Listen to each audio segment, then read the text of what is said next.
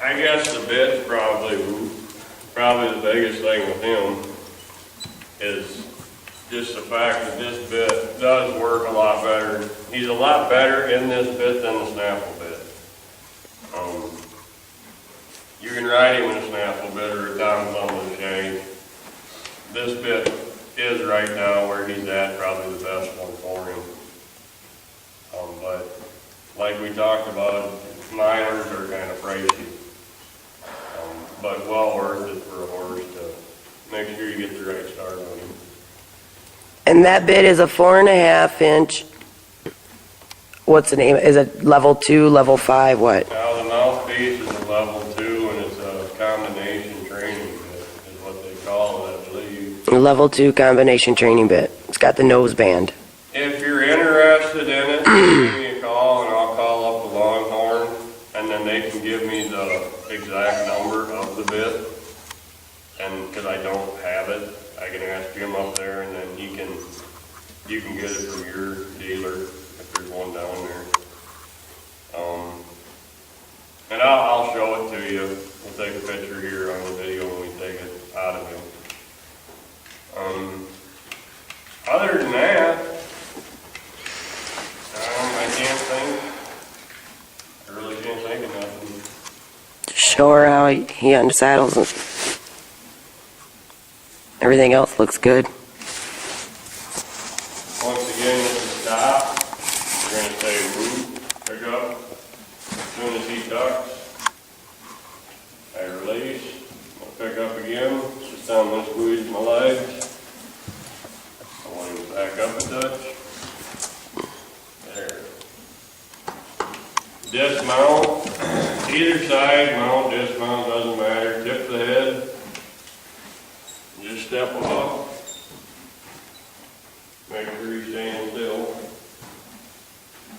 Alrighty, unsaddling. Same as saddling. I'll repeat myself. I don't tie this guy. Usually. I do something a little different with him. Because he doesn't like this end of the arena, and he gets in the habit of doing it, of always stepping backwards away from this end of the arena when we're over here. So what I do with him,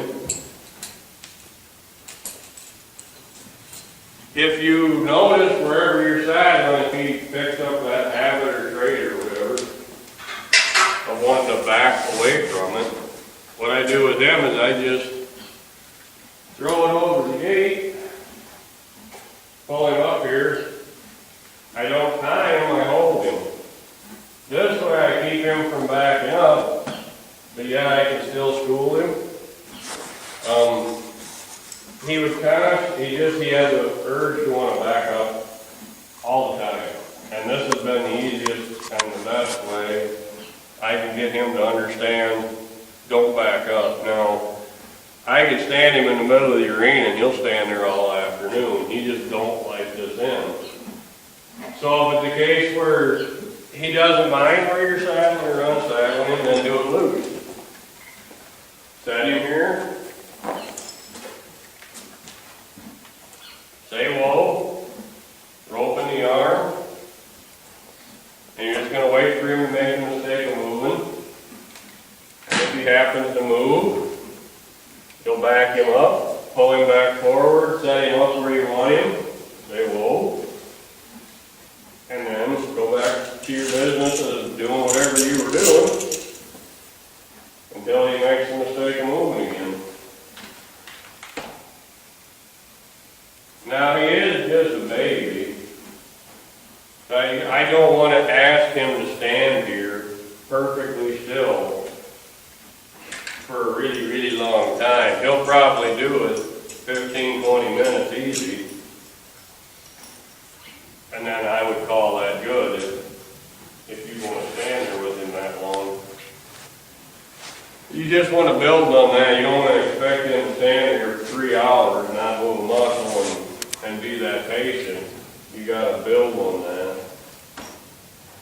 He is pretty patient, he might stand here that long, but you never wanna set your horse up to fail. You always wanna set him up with a goal that you know he can do, which builds his confidence.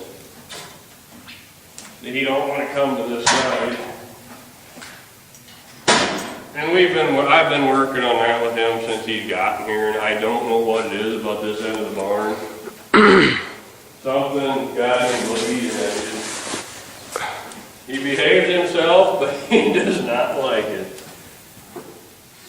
I've even tied him up over there for hours, and I don't know, he just does not enjoy it. Taking the bit off. I'm a righty, so I put my hand over top of his head, in between his ears, left hand on the bridge of his nose, pop the headstall forward, wait for him to open his mouth and spit it out. When you're bitting him up, exact opposite, put your hand over, grab a hold of your headstall, get his nose through. Now, if he wants to back up at this point, I'm just going to move with him. Stick my finger in his mouth. Wait for him to open it. As soon as he opens up.